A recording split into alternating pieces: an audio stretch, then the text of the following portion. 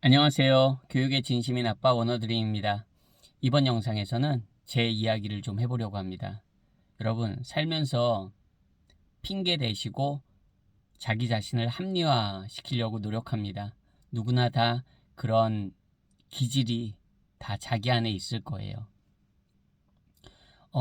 저는 40대 딱 40살이 됐을 때 이제 캐나다 이민을 갔습니다.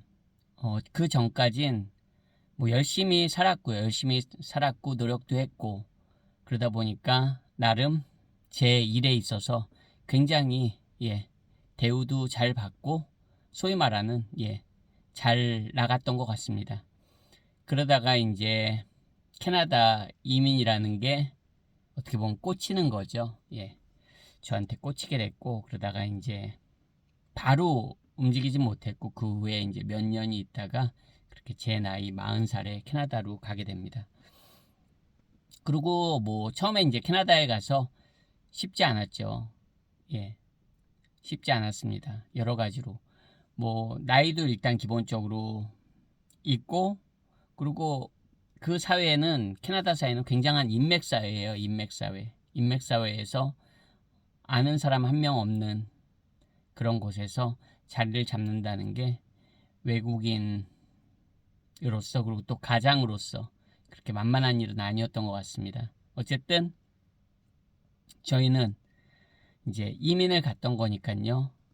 한 캐나다에 간지 만 2년 반이 안 됐을 때 한 2년 반 정도 걸린 것 같네요. 이제 영주권을 받게 됩니다. 그러면서 영주권이 이제 영주권이 나오겠다 이렇게 생각되는 시점부터 그 영주권을 받기 한 6개월 전서부터 제가 물론 이제 그 이전부터도 조금 더 마음은 있었고 이제 본격적으로 한 캐나다에 간지 2년 지난 후부터 캐나다에서 로스쿨에 한번 도전해 봐야겠다는 생각이 이제 마음 안에서 싹 트게 됩니다.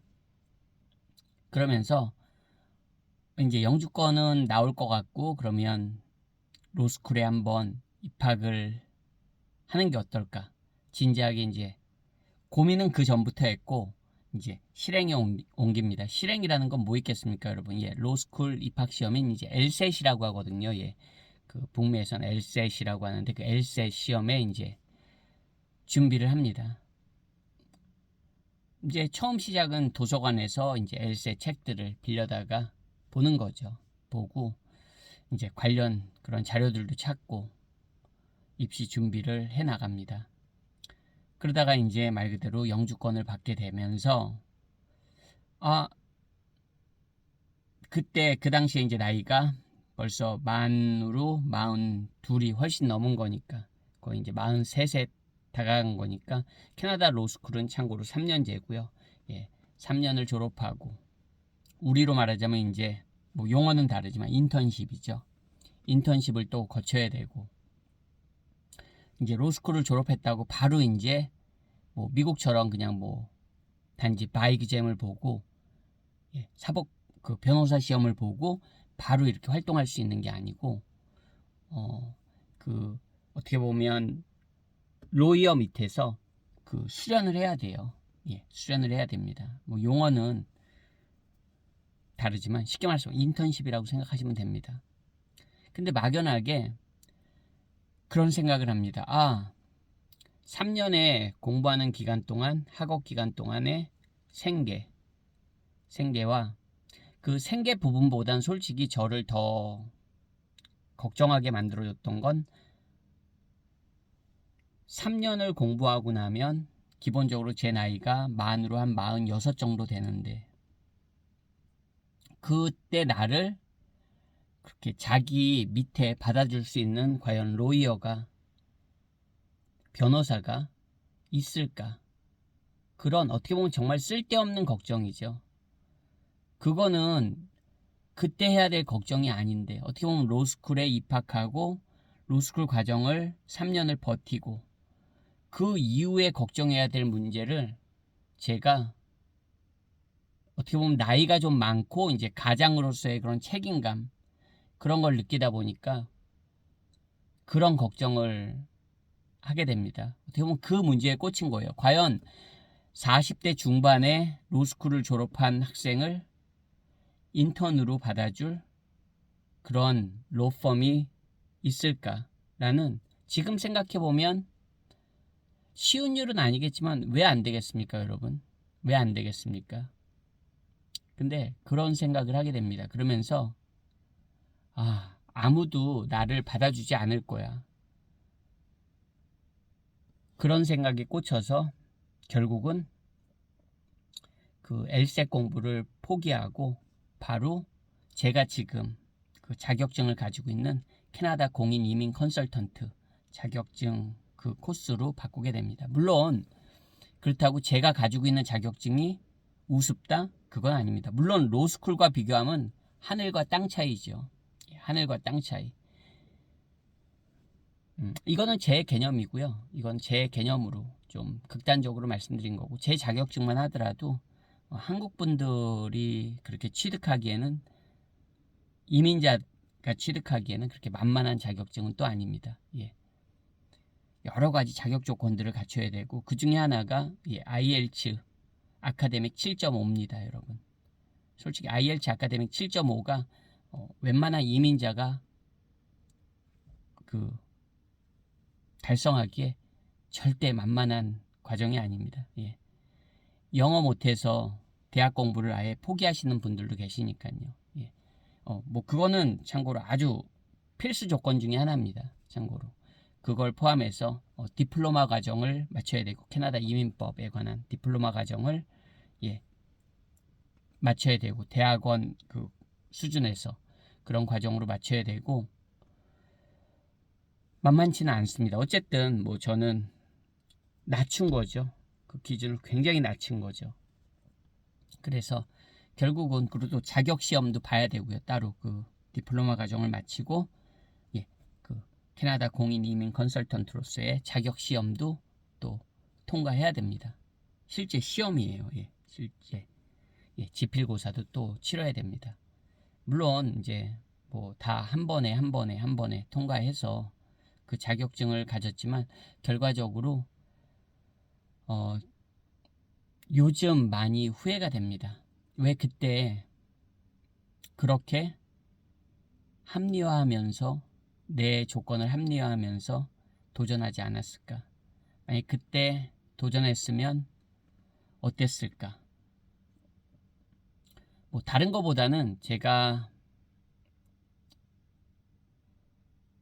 그냥 제 자신에 대한 그 학업을 이어나갈 수 있는 능력은 알기 때문에 한번 했으면 좋지 않았을까. 왜냐면 제가 그 캐나다 이민법 과정도 거의 수석이라고 말하면 그거는 좀 과장이겠지만, 항상 그 제 코호트에서 거의 가장 탑 수준의 그런 성적으로 마쳤거든요.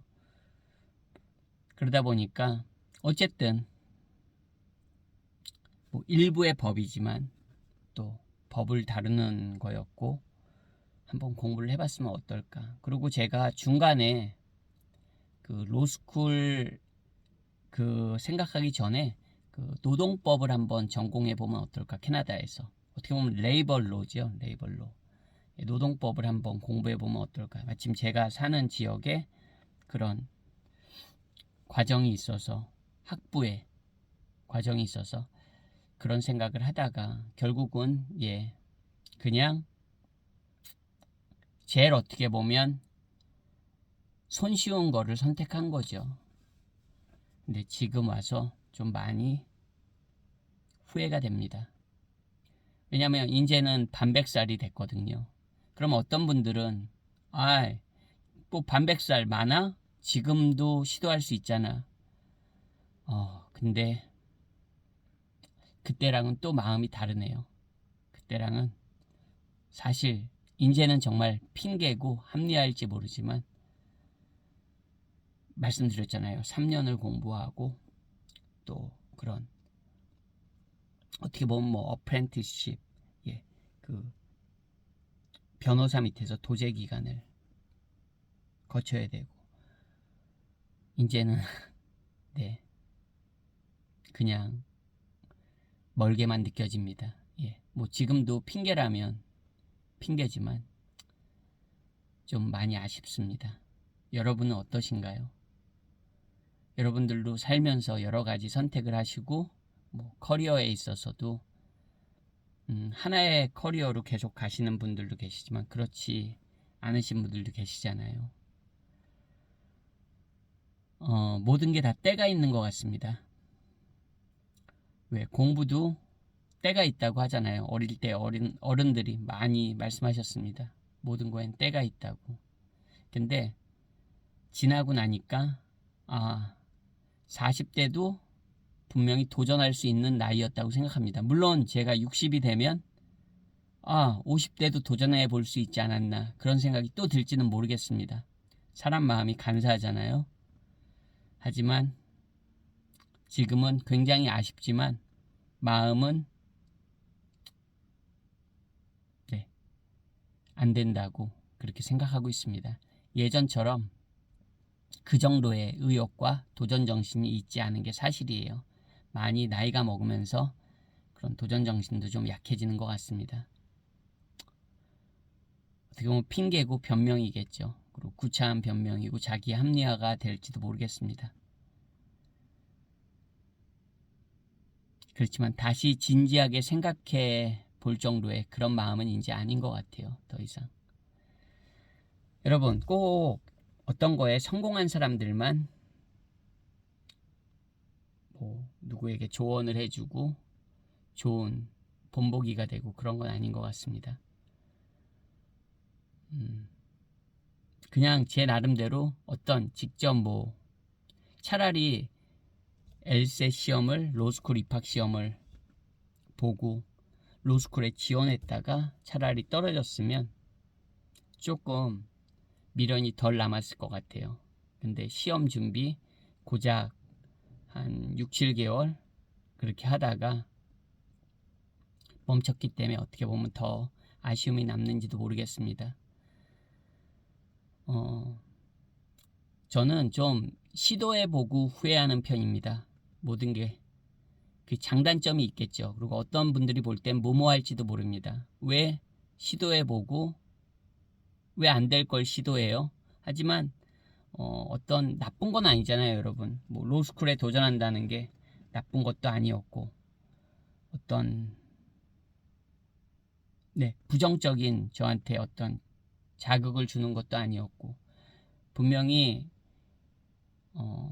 지금은 이제 뭐 로스쿨은 아니겠지만 앞으로도 여러 가지 도전을 해보려고 합니다.